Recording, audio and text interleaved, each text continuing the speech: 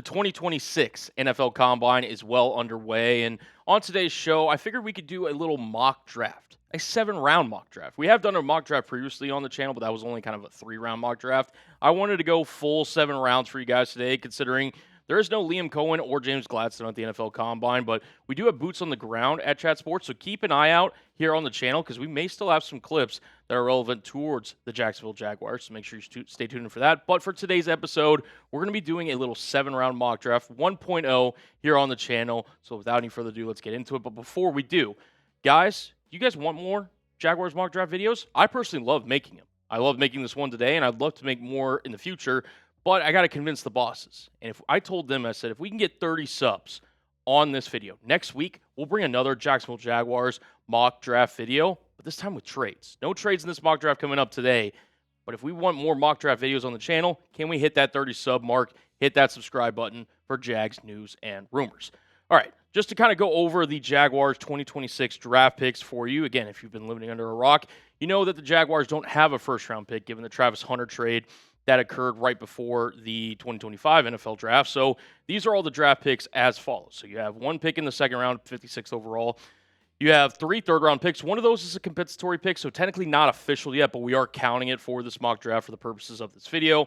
Have 1 4th-round pick, 2 5th-round picks, a 6th-round pick, and 2 7th-round picks. So those are all going to be all the picks that we're going to be drafting in today's video.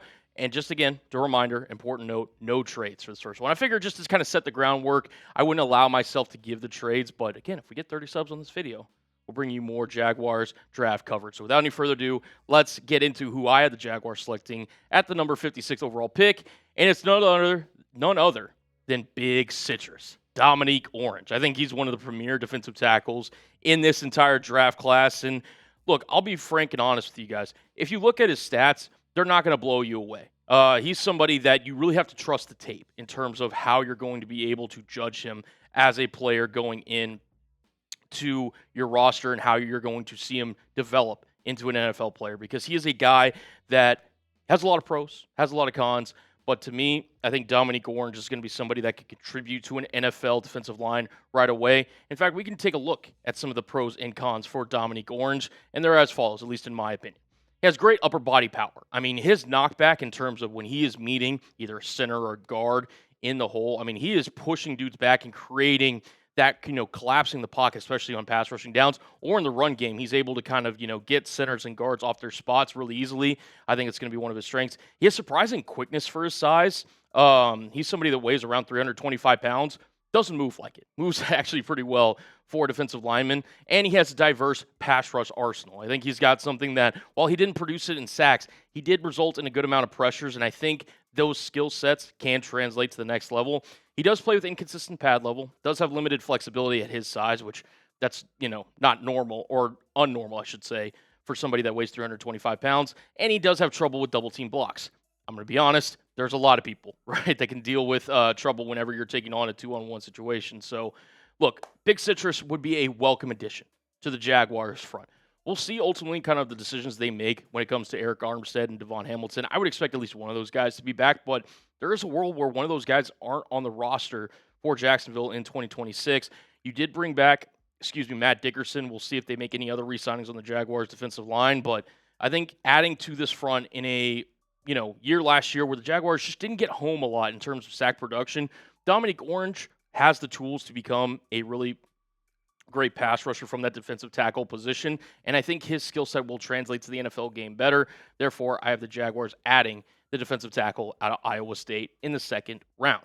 Moving on to round number 3, where I think I'm going to get a lot of fans with this one, and I really like this player too. And I'm not sure if he lasts to round 3, but if you lose Devin Lloyd, this would be a hell of a consolation prize. Welcome in Jacob Rodriguez to Duval County.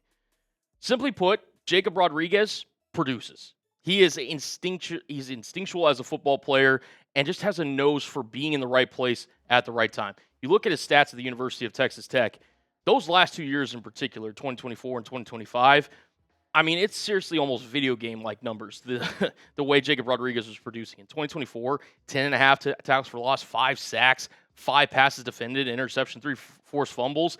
This past year, he did even better. 11 tackles for loss, 10 pass breakups, 4 interceptions, 7 forced fumbles, including a defensive score.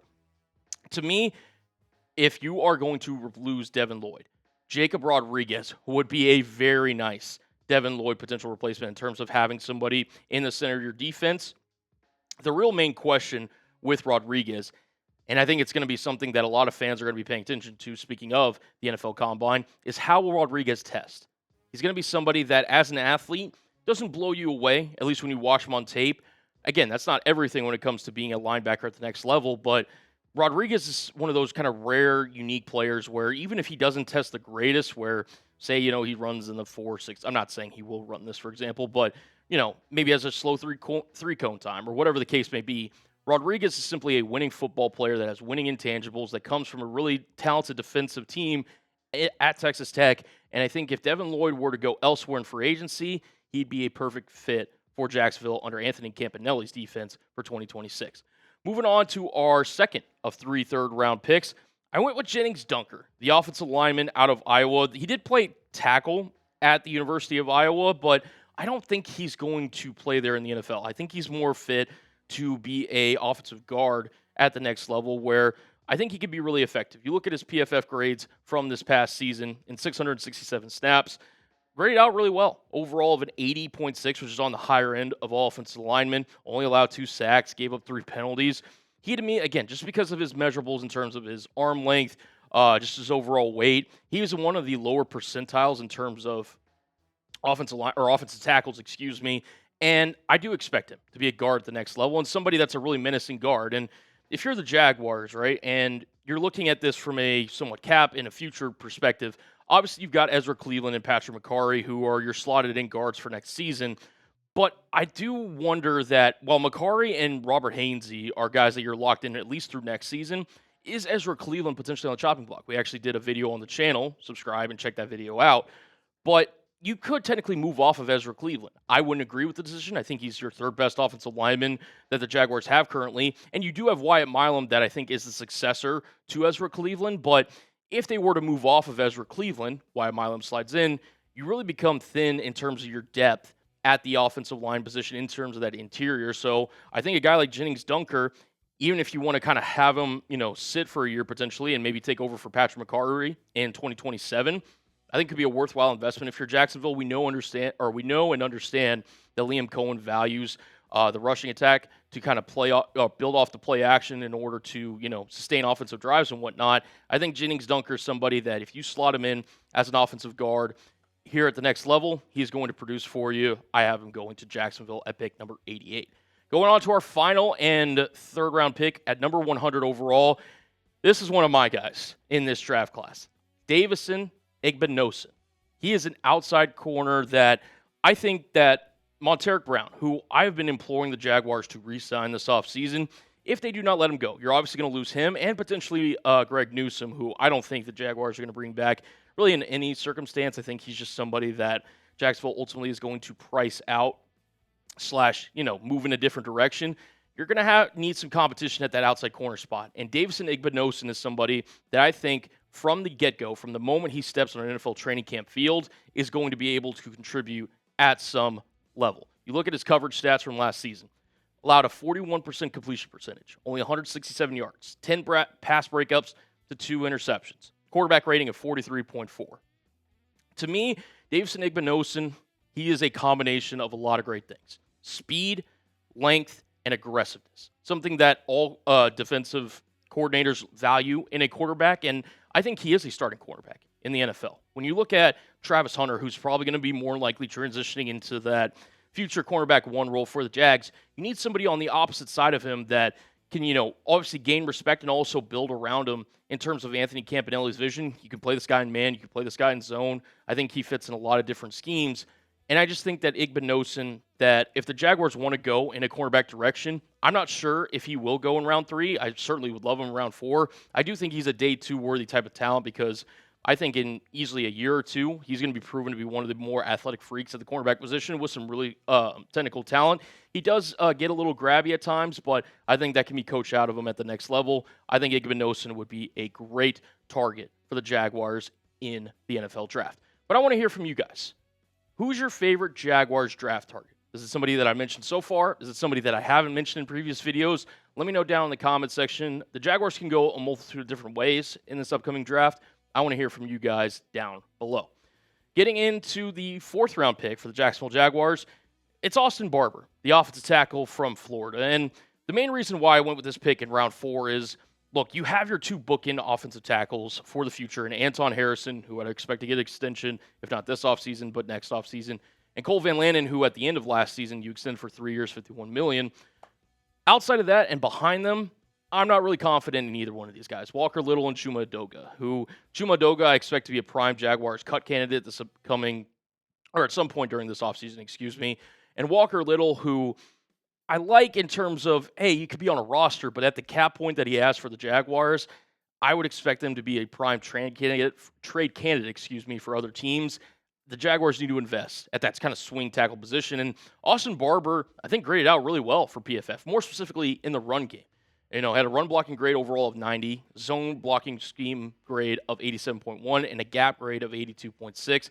He is somebody that could slide right into this Liam Coen scheme in Jacksonville, and I think contribute, whether he's blocking for a guy like Travis Etienne or a Bashal Tootin or a LaQuint Allen, and somebody that can fill in a pinch. And I think he's got the athletic and technical tools to be somebody that you invest in long-term at your swing tackle position.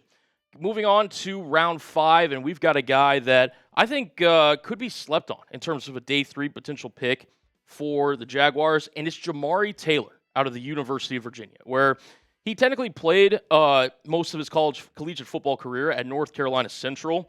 Really did well there, kind of started as a special teamer, worked his way up to being the bell cow, and, in his final season, at North Carolina Central, had really impressive numbers. Over 1,100 yards rushing, had 17 total touchdowns, enough for the Virginia Cavaliers to recruit him to play in the ACC for his final season there in college, and he produced again. Over 200 carries, and again, 15 total touchdowns, over 43 receptions, has that kind of dual threat ability, and you see there at the bottom of your screen, has that value as a kick returner and punt, and has played on punt coverage, So he is going to be an older prospect. I think he's going to be around 24, 25 years of age whenever the season starts next year for 2026. But in terms of investing in that running back room, we'll see what they do with Travis Etienne. I still like Bashal Tootin. LaQuint Allen can obviously give you some special teams juice, but it gives you another option there. They did bring back DJ Dallas to also be in that running back room. Could they draft a guy like Jamari Taylor to add some competition there in Jacksonville? Moving on to round number 5, 164. And again, another one of my guys. We know the Jaguars need to improve their pass rush this offseason, and I have them in the 5th round. I want number 164 overall, selecting Malachi Lawrence, the edge out of UCF. He is, simply put, a pass rusher that gets to the quarterback. He's not going to be great in terms of setting the run, but he's got a really explosive first step, somebody that I think can challenge right away to be a team's edge number 3, kind of your first kind of substitutional, situational pass rusher, especially on 3rd down. And I really love the value if you're able to get him on day 3. I think he's somebody that could challenge for a potential day 2 spot, but you can never have too many guys that get after the pass rusher if you're Jacksonville. And I think, you obviously got Josh Hines-Allen. We'll see what they do with Trayvon Walker, more than likely extended, but at what number? You're going to need some guys that can, pass rush alongside those guys and give those guys relief. Danny Strigo, I think, is somebody that they're going to want to invest in long term. Add another guy in Malachi Lawrence, and I think you're going to be in a really good spot in terms of pass rushing guys on your roster. Moving on to really the final 3, and we're just going to kind of speed run through these guys here. Final day 3 picks. We'll start with Kaden Wetjen, who had a really good day at the Shrine Bowl, really showed his separation ability, also has some return ability. He's kind of one of those quick, gadgety guys, and again, Iowa's not known necessarily for the passing offense, but in the Shrine Bowl, when he was given competent quarterback play, shots fired at the at the Iowa quarterbacks there, but I think Kaden Wetjen is going to be somebody where, okay, if you have Parker Washington, you have Brian Thomas Jr., Jacoby Myers, Travis Hunter is kind of your tweener wide receiver number. Yeah, you could probably bring back Tim Patrick, but Wetjen gives you kind of that little extra something that as a 4th or 5th receiver, I don't mind if I'm Jacksonville, and I think Liam Coen can get creative with. I have them selecting the Iowa wide receiver in the 6th round.